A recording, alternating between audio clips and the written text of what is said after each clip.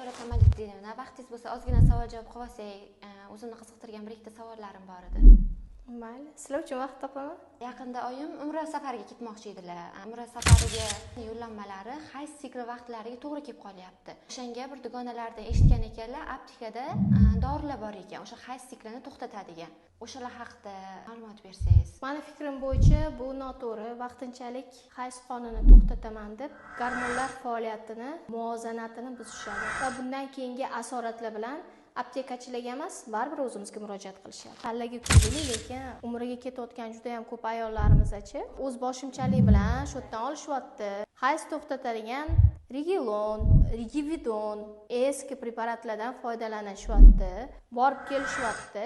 Undan keyin bo'tgan kровотечение u bizga ma'lum. Turistlarimizga ma'lum. Voy bekor ichibman, aptekachidan so'radim deb, endi menimcha aptekachilardan tavsiya berish vakolatini olib tashlangani ma'qul. Ayollarimizning salomatligini saqlash uchun. Vaqt kelib tiklash uchun 2-3 yillab vaqt ketyapti-da.